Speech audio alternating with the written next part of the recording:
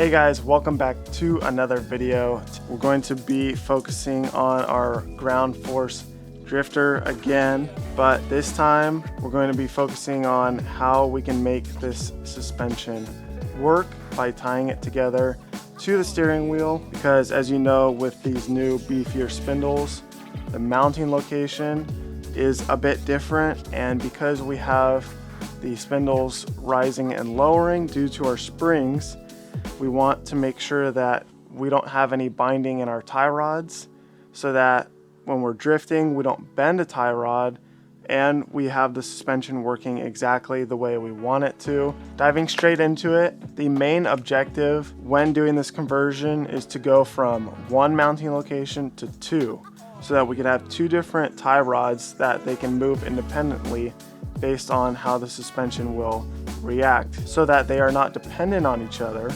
The plate that I have here will be linked in the description, but basically what we did was we took a hardware kit from Home Depot that can cost you around $10, and took this adapter plate and we incorporated a third hole. What we did from there was we grabbed a piece of steel with a single hole, because once you drill that third hole, it creates a bridge between both holes. And the problem with this is that when you're drifting and you have a lot of tension on that mounting location or that bolt hole, that it has the chance to move.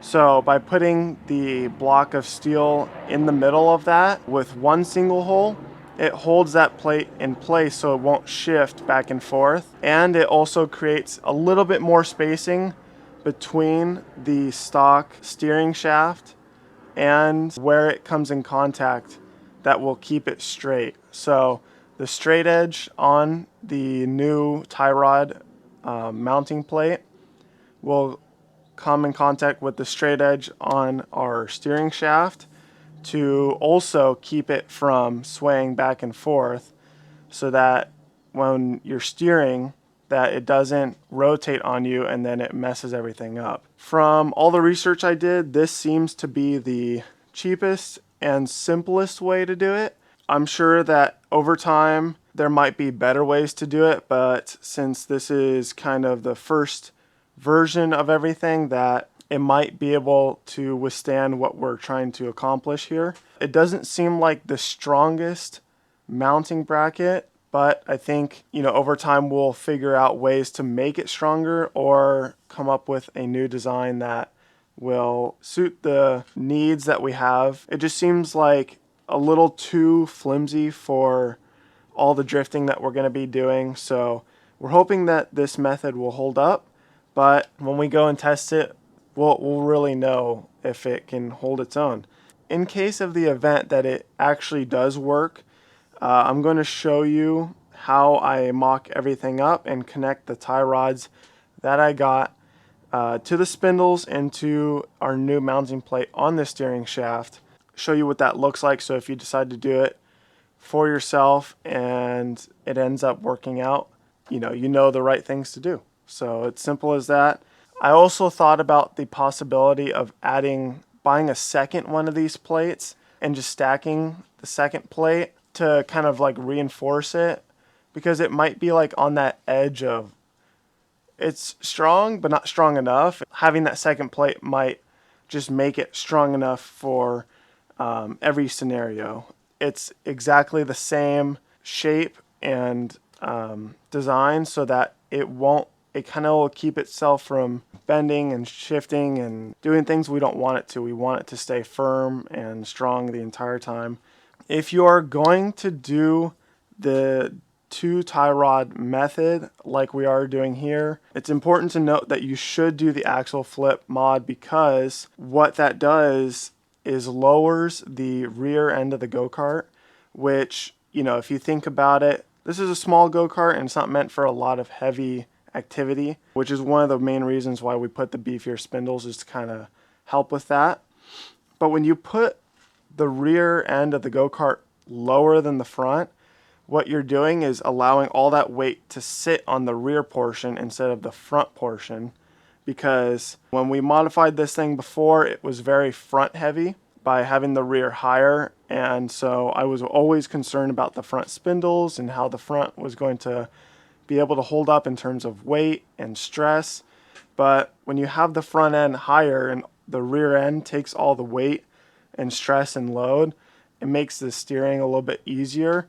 You know, we're hoping that this method will hold up because we allowed the rear to take all the weight and the stress by doing the axle flip mod. So that's something to keep in mind if you're building one of these. So with all that said, let's go ahead and show you guys what I've come up with. And if you guys have any comments or suggestions about how to make this better in any fashion, please let me know in the comments.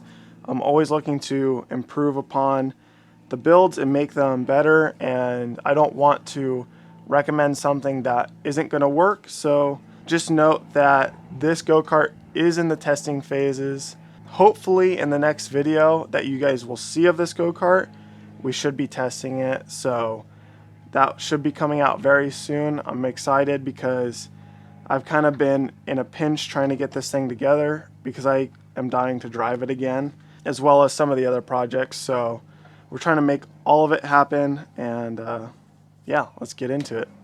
So as you can see right here, we have our spindle, but basically, so this is our tie rod mounting location, which actually sits at a very nice height, which is relatively the same as it was from the factory if you have your spindle in this orientation instead of flipped over. Just keep in mind that this will change depending on how you choose to run your height settings. Here we have a tie rod that I got off of Amazon. I'll leave the link down below for you guys. The thing about this tie rod, I actually ordered one a little too long, so you know, if you're looking at my build details, I will tell you which length to get, and I'll tell you which one I got so you don't get that one. You want to get a little bit shorter because at maxed out close length, it's just a little too long. So this is a 8mm hole, and this is a 10mm hole. So there's two ways you can go about this. You can either do what I did, and I got a 6mm bolt with a 6 to 8mm sleeve that I put inside, which if you didn't see the last video about the suspension, I used these little 6 to 8mm sleeves to adapt everything, because everything on this go-kart is 6mm or 1/4 inch, which is relatively the same. So you can either do 6mm like I have here, or you can do 8 and then do an 8 to 10mm sleeve for this and just go that way. Something I did think of was using this bolt. Now this bolt was actually the bolt that held in the stock spindle here, and this shaft is 8mm, so technically it fits perfectly in here, just like that. But at the same time, the shaft is so long, you would have to add another spacer and you would have to add a sleeve in it. So it's possible to use this. Just know that you're going to be adding a little extra hardware to make up for this extra long distance here. And I know you're saying like, oh, but you have an extra long bolt too. Yeah, but this has threads that chop off wherever I want the distance to be. When you do a 6mm, you have to add the 6 to 8 sleeve in there, and then you also have to do 6 to 10mm sleeve. But basically it has a rounded edge on it. And what I liked about this was that when it comes onto the tie rod, you have a little extra space for it to kind of turn, so that there was no binding in the tie rods when the suspension was moving and stuff. So that was something I thought of. You just tap it lightly into here with a rubber mallet, and then you should be able to just feed your bolt through, and then I put a washer at the top and then a lock nut, and that's exactly what I have on the other side. Okay, so I got it in finally. Now we can move on to the next thing, which is connecting this to our steering. Woohoo! The next thing to getting our tie rods connected is to take off our steering wheel, because our steering wheel holds in the steering shaft. And so the bolts underneath are so close that you have to lower the shaft so that you could put the bolts through. In order to take off the steering wheel, you have one bolt up here, and then you have to loosen these two right here. And then be careful of your wires, and it'll just come off. Okay. So once you've got it off, you can kind of just set it to the side. So you have to take off this little collar here. I just get a big, juicy flathead and just kind of pry the little edges of that collar, and then it drops through. What you'll have is these little washers here that add spacing to the steering shaft. You get two of them. One is this really thin one, and then you also have a thicker one. Now I put the thicker one at the bottom to lower the steering shaft a little bit, so that you have more room for your bolts and stuff to move around, because if you don't give them a little bit more room, you limit how much angle you can get out of your steering. So the reason I keep the thin one up here is to add more space down there, and so this collar doesn't chew up the rubber gasket or rubber like top hat thing you have here that holds in your steering all nice. So super thin, then the collar, and then the thicker washer at the bottom. Okay, so this is what our steering is looking like. Here's our steering shaft. So yeah, this is the thicker washer I was talking about right here. It's hard to see on this side, but I'll just explain what I'm doing on this side. So the bolt I got here is a M6 by 45 mil. So on the stock setup, they put a washer underneath the bolt when it gets fed through. The reason I'm not going to run a washer in between the new adapter and the top of the bolt is so that we have a little bit more clearance between this bolt and the bottom of the chassis. To add our tie rod, we're going to put this spacer on to make up for this distance right here, to make sure that the tie rod can clear and seat properly, because otherwise, if you just run it like this, it's going to come in contact.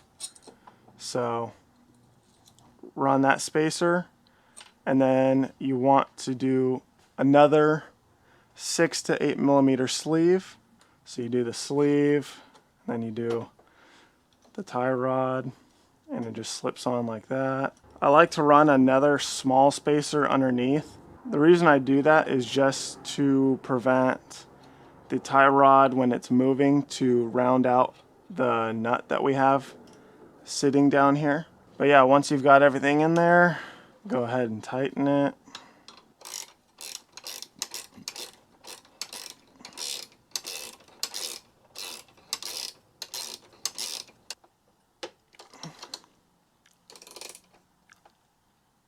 And that's tight.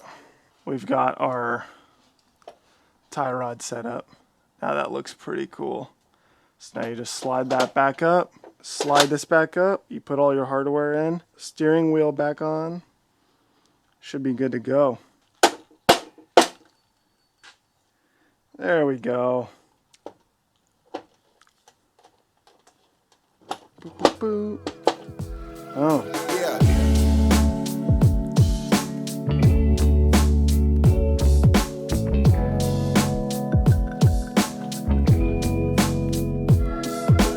It's also hard to notice, but when you do the two different tie rods, you actually get more angle out of the inner spindle than the outer spindle. So you can see this one is probably angled like here, but this is almost at 90 degrees, which is crazy. So, and we haven't even towed this thing out.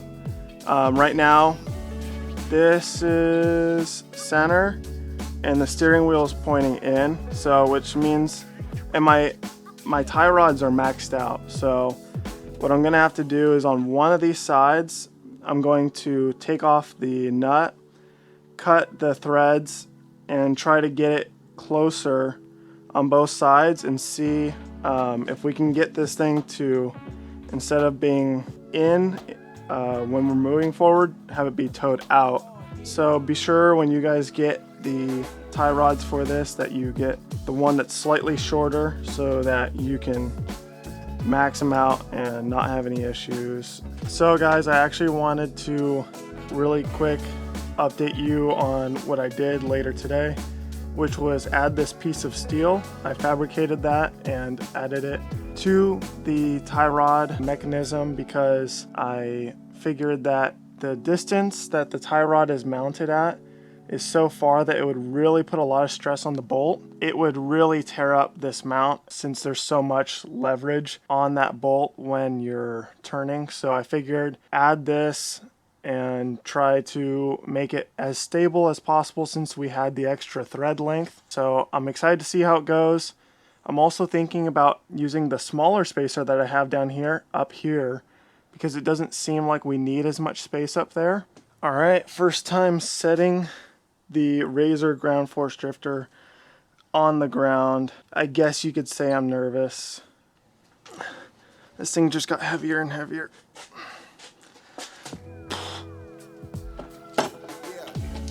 Oh wow, that settled quite a bit. Oh my gosh, that looks freaking